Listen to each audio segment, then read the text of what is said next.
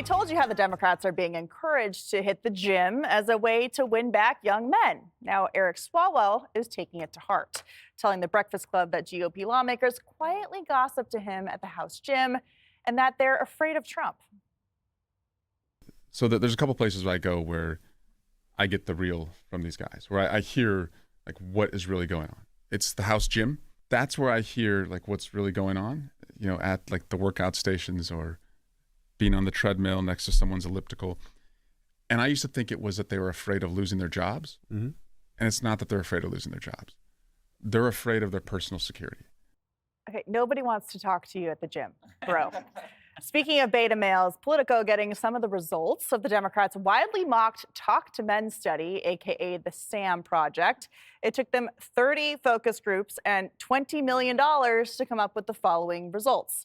Men see Democrats as weak and Republicans as strong. The Democratic Party is overly scripted and cautious, while Republicans are confident and unafraid to offend.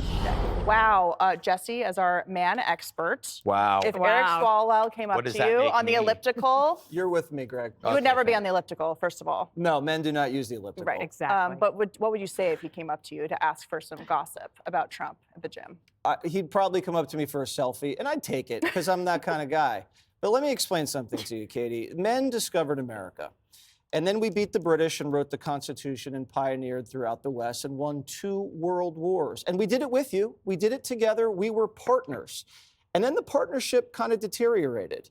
You shipped all of our jobs to China. And when I say you, I don't mean women. I mean, what do you mean? You know who personally? I'm talking about, Democrat men.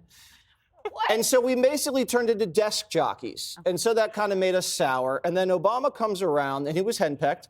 And he accuses us of a war on women. Remember when we were accused of a war on women? Mm-hmm. We didn't really like that very much. And then we were called toxic and we got Me Too'd. And then they redid the Ghostbusters into a chick flick. Yes, that was it for me. Yeah. We used to disagree, Democrat men and Republican men, on the size and scope and role of government. Yeah. We can disagree on that. That's fine. But then they started simping for women. And then they started siding with women against us. Yeah, he's one of the toxic ones, right?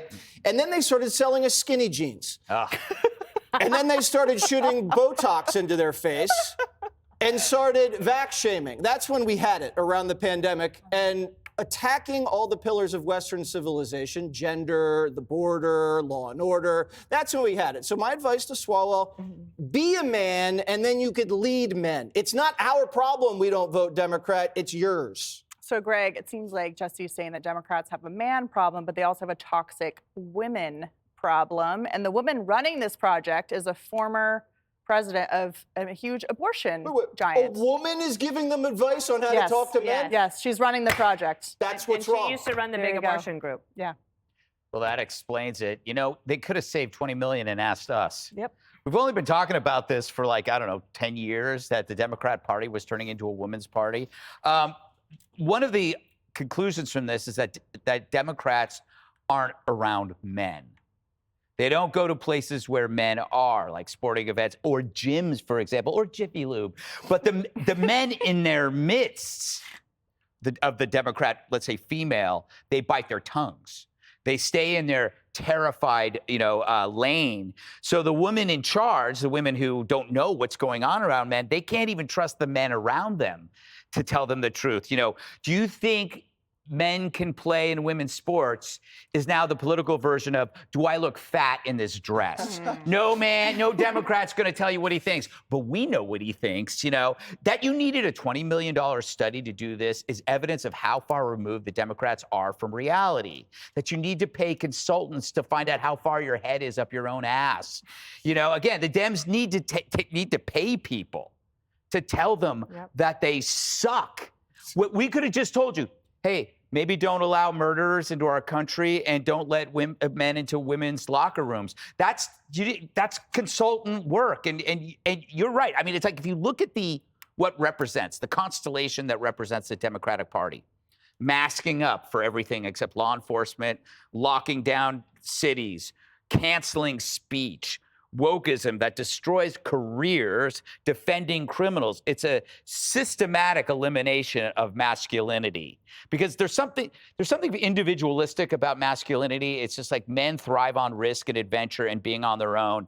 And that is completely what the Democrats hate, because you're not relying on government. Yeah, Dana, so there's the perception of both parties, but then there's also the substance of the policy position. So in this study, they did find that men have anxiety about the economy and being able to buy a house, provide, and Democrats don't seem to have the policy positions to support that. Do you guys remember when, was it the Obama team that did Life of Julia? Oh, that was great. It was like how government can help you if you're a woman all the way throughout. There's a reason that they have a problem here. They didn't do the Life of Jack, because Jack didn't matter.